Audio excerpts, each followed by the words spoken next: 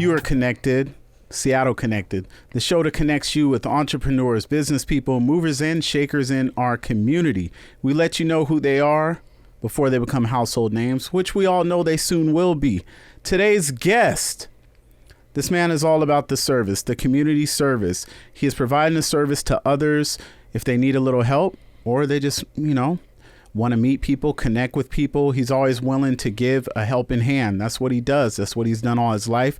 And he's made it his passion to look out for the next man so it can just go on like a domino effect, so on and so forth.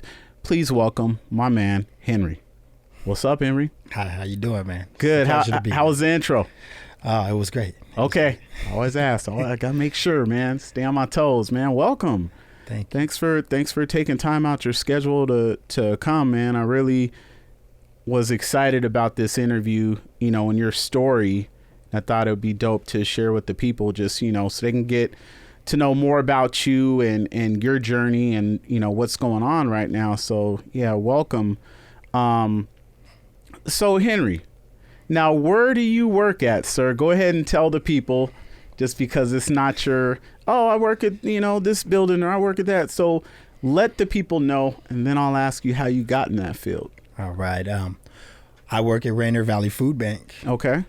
I've actually been there for a while now. It's my passion. I love it. Okay. Yeah. So how did you find yourself there? Did you previously have a job there or in that area, or how did you end up there? December of 2019, we were just getting into the COVID outbreak and things were getting a little bad. A lot of places began to close down. A lot of restaurants began to close down. I worked for Volta, which worked in the kitchen. I used to serve people food for the performers who do Cirque du Soleil. Okay. Once my job closed down, it was all about essential work. I couldn't find work anywhere. I couldn't find anything to do. I have 3 children to take care of. So I ended up in a program called Career Paths. The program Career Paths gave me a choice to work for a nonprofit organization, and they would pay me for a part-time job. Okay. So I ended up picking Rainier Valley Food Bank. The reason why I picked Rainier Valley Food Bank is because my great-grandmother, she was a food bank goddess. She went to food bank just to feed her neighbors, not even herself. Yeah, shout out to her. Yeah, so shout out to Grandma, man. She was the stuff, Yeah. Wow. Okay, that's what's up. So what was the first few months like? Was it more time-consuming than you thought? Was it a little more, attention to detail? Were you overwhelmed by like the workload or just the amount of people you were servicing? Like, how was those first few months? Because I know with a lot of jobs, the first few months kind of determines if you like, I could see myself finishing the year, a couple years, or within the first couple months, you like, nah, I'm out of here. Like, what were those first couple months like? Honestly, my first few months there, it was a little crazy. I had never been used to the crowds. Right. Like I'm seeing 600-700 people in line before this place even opens up. 600-700. 600-700 Really? People, like that's lining crazy. Up. 6 o'clock in the morning. Sometimes they show up 7 o'clock in the morning. We don't even start till 9. It was a little hectic because COVID had just started and they were bringing all these rules to the table where they didn't want people inside of certain venues, too many people, too many bodies. So we continued to stay open and we worked from outside. We worked from outside.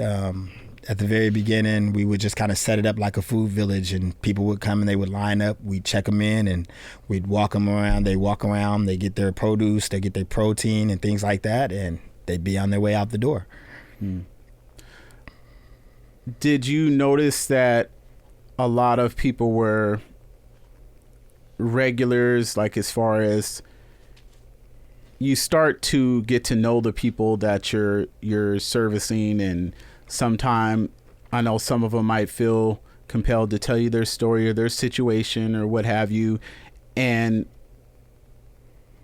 I think it's dope that those people are willing to open up to you and you kind of get to know them, and you kind of like look for them to come back, and oh man, that guy, he was cool because he, or I had some similarities with that guy. Like, did you find yourself bonding with some of the people who came, or regulars that you're like, oh man, I haven't seen you in a while, or something like that? Yes, I actually did. I've bonded with a lot of people. Yeah. At Rainier Valley Food Bank, I don't just treat people like clients or guests. Right. They're more like my family. Yeah. The reason why is because I've come from that same hardship. I've seen what people go through when they don't have food to eat, or they don't have a person to talk to. Some people, they come for the food, but they come for the friendship, the friendliness, the open arms and things like that. I've never met so many people that are so humble. Like, they come to this place to get food, but also for the conversation. Yeah, fellowship. The fellowship, it's great. It's wonderful. Yeah. Yeah. Food is such a universal thing, just like music. That's something that seems to always be an icebreaker, for conversations, or, just like, hey, how you doing? And then you can talk about the food, or you can talk about your day, or, that's so dope, man. And I was going to ask you, what would you say is the biggest misconception that people have about people who might visit a food bank? The biggest misconception that I come across a lot of times is judgment. People feel as though they're being judged for being at the food bank. Some people won't even come to a food bank just because of their pride. Yeah. These people have set their pride aside, come here, tell us their story, and then get food.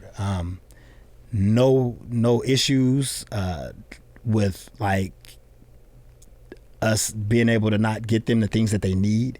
A lot of people come and they need like kosher relevant foods that are to their culture, halal meats, things like that. So, it's a really big thing with them coming there.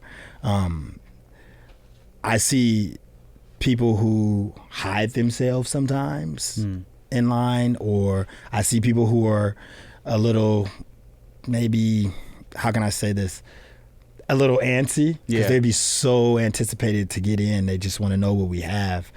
We feed a lot of the Asian community. We feed a lot of the African community. It's not just based on solely just the South Seattle thing. We're non-zip code restricted. Oh, okay. A lot of the food banks are zip code restricted, so people come to us from everywhere. Like Federal Way, Tacoma. I've met people from everywhere. Yeah, man. I personally don't think there's any shame or you should feel bad about going to get help. Right. And I think that's one of the things, man, that gets a lot of people in trouble in life and makes their situation worse when they're afraid to ask for help. And for some people, they don't know how to ask for help. And there is that fear of being judged. So they're like, I'm not even going to go down that road. I'm not going to ask questions. And one of the things that COVID taught me was just appreciating life more. Whenever you're faced with the unknown, it kind of makes you take a step back, think about your life, think about where you're going. And not only that, but appreciating the moment, because you don't know if you're going to see tomorrow or, the next hour. So I think that's one of the things, the beauty of life is taking different bits and pieces from your own journey and other people's journey and saying, okay, I'm not going to let this hardship define me. I know that there's a light at the end of the tunnel. So, I applaud anyone who's out there, brave enough to ask for help. And that actually makes you a strong person, because I think with the internet and everything today, there's all these facades of, I live a perfect life. I'm not human. I'm not vulnerable. You know what I mean? That's what they want you to see. But you got to understand, that's what they want you to see. They're not letting you know that they're a real person. So you can't look to those false images. Everyone needs help at some point. Yeah, man. Yeah, so I salute you for that. Now, is there a lot of you guys working there? You got a huge staff, or you? Honestly, staff has gotten a lot bigger. We used to be in this little tiny building right off of Genesee. Okay. We were all in 3 different buildings at that point in time. We had admin in one building. We had distribution doing one thing in another building, so they would make like the bags to go and things like that. Okay. And then down at the building where I was at, we were the ones who handled like the food and stuff. We had stopped doing in-person shopping for a while, so for maybe about a year or 2 almost. So we just got back to it last year sometime around May. Yeah. May. Okay. Yeah, that's good, man, that you got that help. I was gonna say, man, you're doing it all on your own? Come on, Henry. The staff has gotten a lot larger than what it was. We're about 17 people now. Okay. Yeah. It used to be probably about 8, maybe 10. Wow. Yeah. Yeah. Yeah. Yeah. Yeah, I know, man. That can be, you find a way to get through the day, but it doesn't hurt having an extra set of hands, or, just, yeah. I mean, I big shout out to our volunteers, because our volunteers is what really keeps us moving. We get volunteers on a daily basis that show up, 10 to 12, help us out to make these bags and to feed the community, grocery rescue. We got drivers picking up from Safeways, QFCs, and things like that, picking up the product.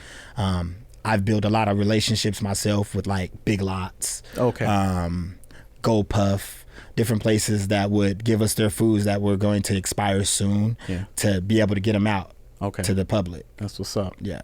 That's what's up. Man, if you need a volunteer, man, let me know. I'll come through. Oh, definitely. I'd love to have you. Yeah. I'm serious, man. If you ever need help or whatever, you can always count on Seattle Connected to, connect people, because I know there's a lot of people who would like to volunteer and, maybe themselves be able to check out a food bank and, see what it's about, and not just go off of, anything that they've heard, but actually visit one themselves. And they might say, you know what, man, I'm gonna come more often and help out, or, that'd be awesome, man. Be nice. That'd be real nice. So, Henry, what would you say is the most rewarding part of your job? If you had, and I know there's a few things, but if you just had to just throw out one. The one reward I would say is the happiness and the smile that you see on a person's face after helping them. That is the biggest reward to me, because it fills my heart with joy. I've helped so many different people, and they always come back and they come see me, or they'll write a letter or send us a card saying, hey, I was a client, I came to your food bank during this time, but guess what? I got a job now. I'm working, so those are things I love. I just love to get the return, Yeah.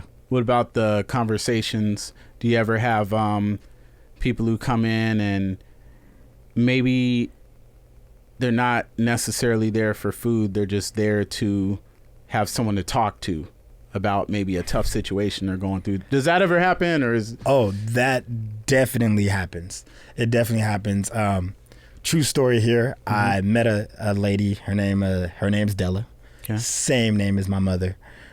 She just happened to one day walk up to me and was asking me about the food bank, and I started telling her, and she asked me my name. I asked her her name, and she was like, oh, my name's Della. And I said, my mom's name is Della. I was like, but her real name's Ardell. And she's like, mine's too.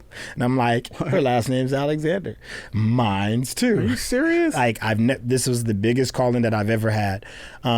We sat there and we spoke with each other, and she said, are you hungry? And I was like, not really, but I could always use a little snack or something. And she's like, I'll be back. She leaves, she comes back, and she brings me a meal from Safeway. She brings me chicken and some JoJo's and a soda, a Coke. And this lady, after she met me, she came every day for like the next 2-3 months.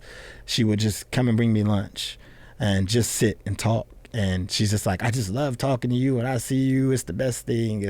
You just bring so much joy into my life. And just to know that we met under this circumstance, and your mom and we have a connection for you. She's like, because my mom passed away back in 2016. So this lady, she's like coming to see me. She's doing things my mother would do.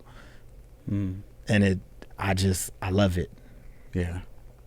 Yeah, you remember those things, man. And, you know, I don't know if you're a, spiritual person or what have you, but those things, man, you can't put a price tag on. You know, I remember when my own mother had passed away, and I didn't have like a aunt that I was like really close with. You know, you would think like an aunt be like, second mom kind of. Yes.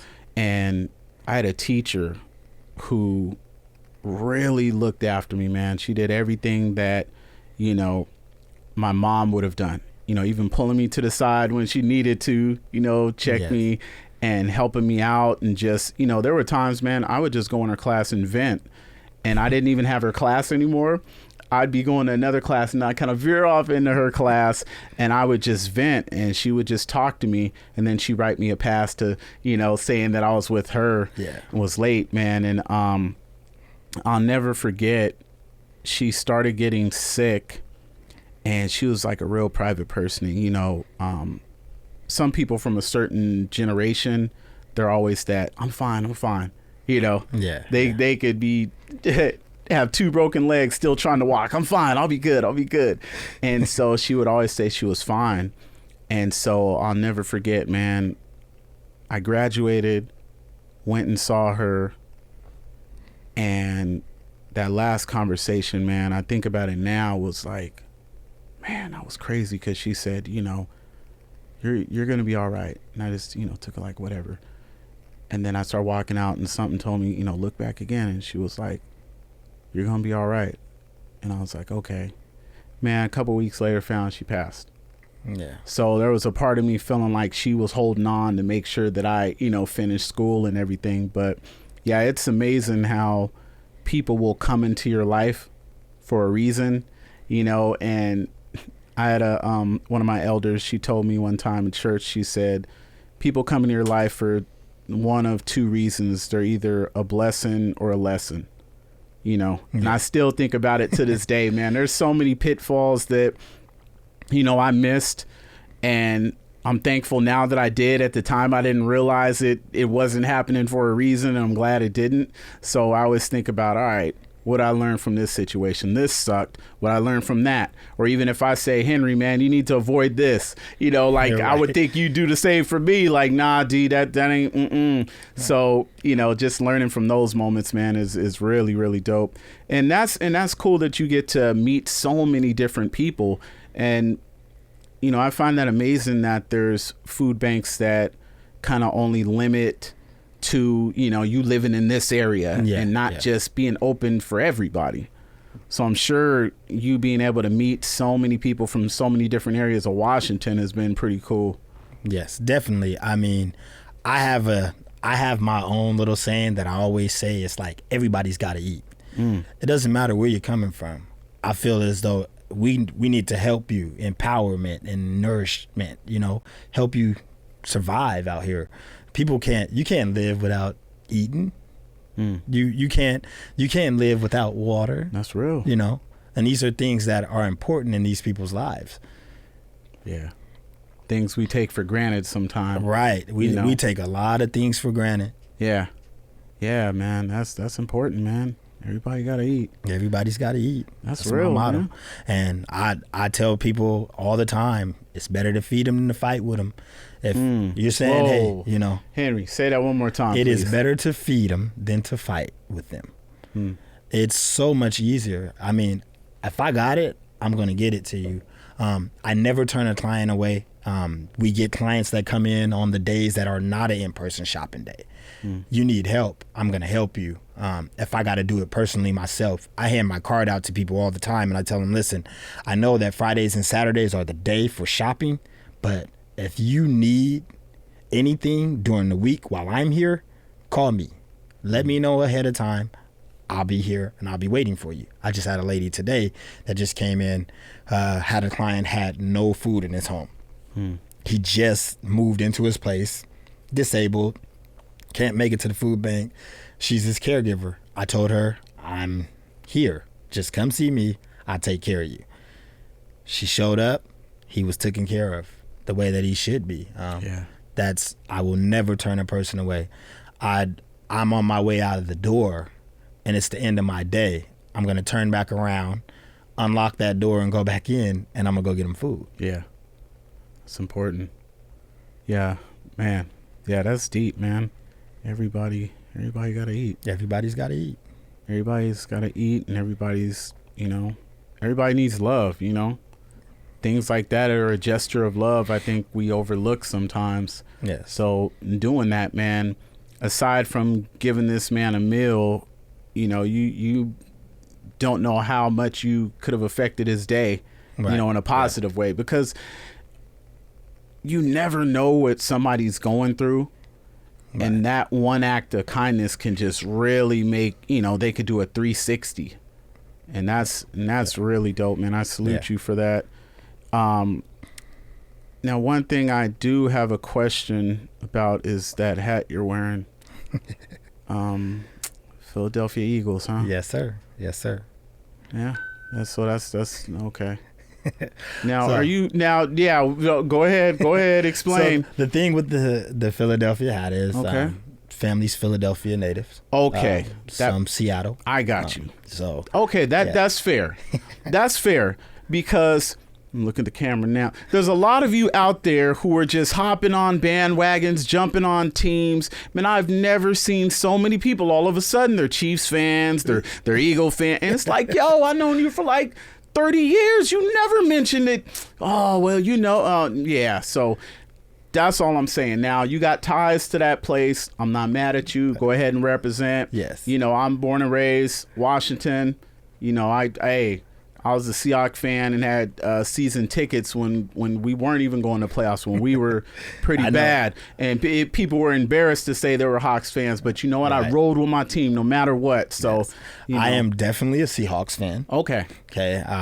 Eagles is my team. Yeah. I've been an Eagles fan since I was a kid. Okay. I grew up my whole life being an Eagles fan. Randall Cunningham's my guy, he taught you how to run a football being a quarterback back then. He ran like a fullback, you know? So I feel you. I feel the same way you do. I see a lot of Chiefs banners places. I see kids wearing Chiefs stuff. I said, man, nobody cared about the Chiefs till they started winning. I know what you mean. I'm seeing less Patriot fans all of a sudden. Right. Tom Brady's gone. Where are all the Patriot fans at? You know what I'm saying? But I salute you, man. You gotta ride with your team no matter what. It's that much rewarding, man. It's just like if you had a girl who only called you on payday, you'd be like, really? Like, where's the love? Man, I want you to call me when I'm at my lowest or when you get paid. Like, you got to be that fan who supports no matter what through thick or thin, man. Yeah. So. Okay. So I got the city here on my arm. I got you. Yeah, I got the tattoo of the city on my arm here. Got the tattoo of Seattle here on my arm here. Okay. This is home. Okay. This has been home since I was 7 years old. Like it's been the place for me. Okay. Now, what's the Philly anthem? Because I heard there was a debate last year around the Super Bowl around that time. Is it Fly Eagles Fly? Yeah. It's Fly Eagles Fly. It's Fly Eagles Fly? It's Fly Eagles Fly. It's been like that since I was a kid, Okay. I thought you were going to say the Meek Mill. No. It's Fly Eagles Fly. It has nothing to do with any rap, nothing. Okay. It's all about the original. Okay. Yeah, that's the original thing. Okay. In the city. It's the city of brotherly love. I mean, you go there, you feel it. You definitely feel it. Yeah, you sound like you believe it too. No, I definitely believe. I'm a believer. Yeah. That. Yeah. What was the last time you got to go back? It's been a while now since I've had a little custody battle back and forth with my kids. I have full custody of my children, so I've actually kind of been hanging it out here for the past 7-8 years, so mom can be able to see the kids. Yeah. Right so it's been a while. Yeah. That's what's up. Well, home is where the heart is. So you can always go back. Yes. That's the dope thing. So, Henry, what's the hours of the food bank right now or days? We're open Tuesday through Saturday. We start, we open up at about 8:30 or so. We close at about 4 o'clock some days. Some days are earlier, just depending on what the day is like.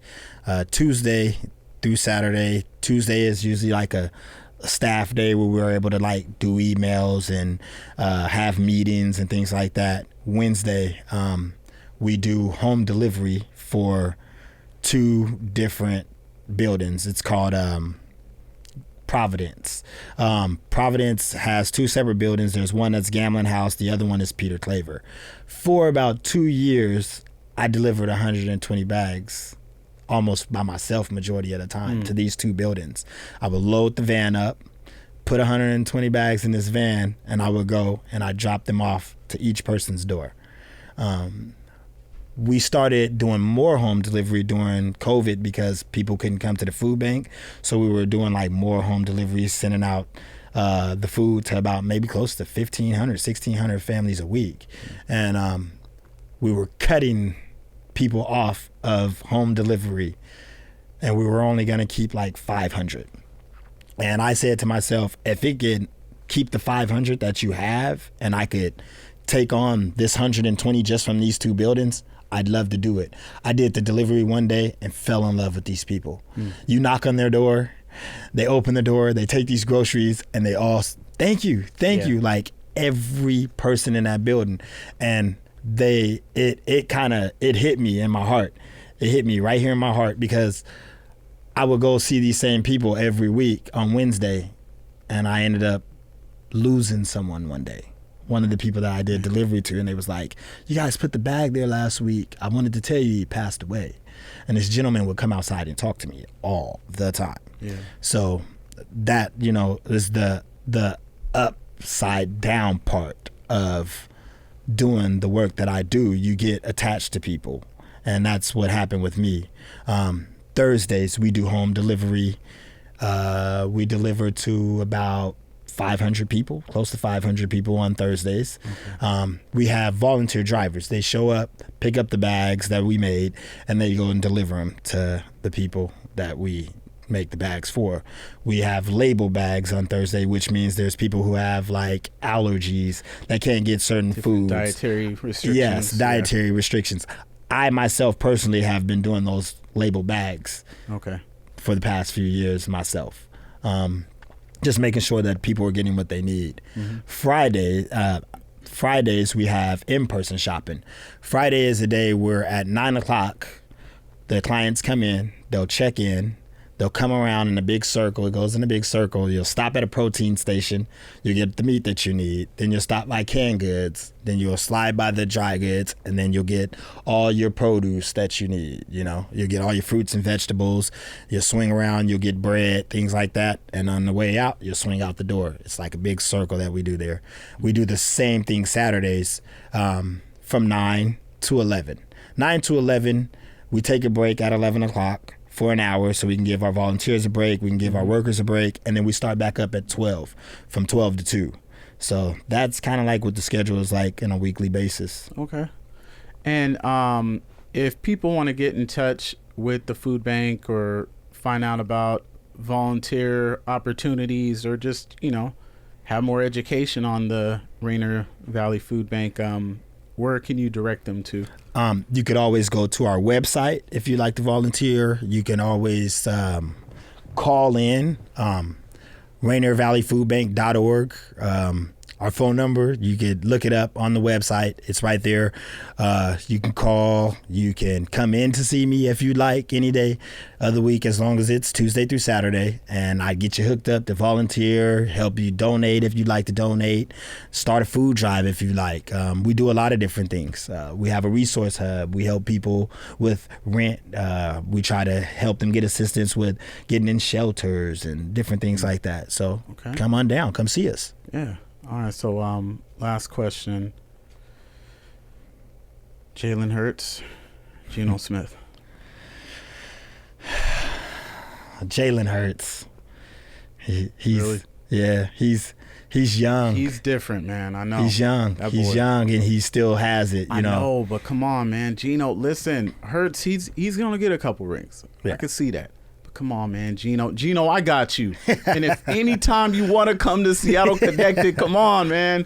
My people's been reaching out. Let's do this. Yeah. We got love for you. I know he does too. He's going Hurts. Oh, yeah. Hurts is the truth. But he's the truth. Yeah. He's young, and like you see him he's carrying a team. Like, he went to a Super Bowl and he carried that team in that Super Bowl. He couldn't win it all by himself. He's a good dude, too. Yeah. So Geno Smith, really good quarterback. Yeah. I wouldn't take anything from that man. I'm a little upset that they had him backing up for so long when he's a starter. He has starter potential. He's proved that. Yeah. He's proved it. Yeah. Definitely. That's what's up. Well, Henry, man, I thank you for enlightening us with the food bank and life, and just the respect that you show for people no matter what their current situation is, and not letting that define them. And thank you for the work you're doing, man, for the community, and it's really important. So, man, I know sometimes you might get overwhelmed or a little tired, but know that, I appreciate it, and there's so many people out there who look forward to seeing you, and you help lighten their load a little bit, man. So it is being recognized. So thank you, sir. Thank you for recognizing it. Of course. Sometimes, like, I think to myself, it's hard to be something that you never see. And I seen it. So it was easy for me, it was easy. And I'm going to continue to keep doing what I'm doing. I'm going to make sure everybody eats. There you go. Everybody's got to eat. This is true. It's true. This is true. And you guys know that it's true. So like I always say, it's important to take care of others, but please make sure you take time to take care of yourself. Until next time, stay connected. Peace.